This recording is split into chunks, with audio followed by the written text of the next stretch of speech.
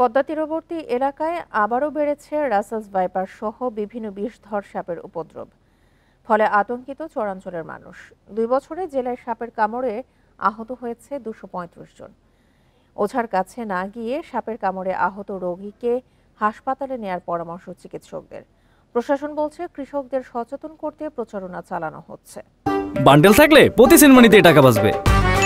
বিকাশ send money bundle কিনে জিতুন প্রতি লেনদেনে। এই দৃশ্য রাজবাড়ীর পাংশার বাহাদুরপুর গ্রামের পদ্মার চরের। ধান কাটতে গিয়ে ক্ষেতের মধ্যে দুটি বিষধর রাসেলস ভাইপার সাপ দেখতে পায় কৃষকেরা। সে সময় কাঁচি ও লাঠি দিয়ে পিটিয়ে মেরে ফেলা হয় সাপ দুটি। এরপর থেকেই এলাকায় আতঙ্ক ছড়িয়েছে।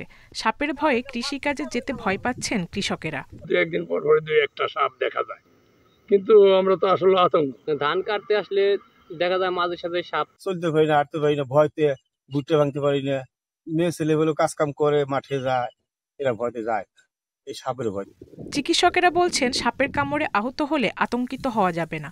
রোগীকে ওঝার কাছে না নিয়ে দ্রুত স্বাস্থ্য কমপ্লেক্সে নিতে হবে।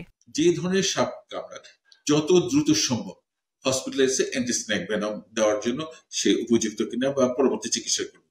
যদি আপনি একটা রোগীকে কবিরাজ বা ওঝার কাছে নিয়ে 4-5 ঘন্টা দেরি করে তারপরে হসপিটাল আসেন, তখন কিন্তু আসলে করার তেমন কিছু থাকে না।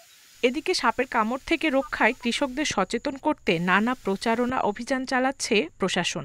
এছাড়া কৃষকদের বিশেষ জুতা দিয়েছে জেলা প্রশাসন। উপজেলায় অ্যান্টি ভেনম যেটা রাসেল ভাইপারের, সেটি ঢাকাটা যতটুকু দরকার মিনিমাম সেটা স্টকটি নিশ্চিত করেছে।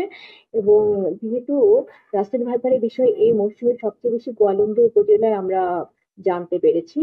গোয়ালন্দ উপজেলায় উপজেলা নির্বাহী অফিসার ইতিমধ্যে 850 জন কৃষককে গাম বুট দিয়েছে।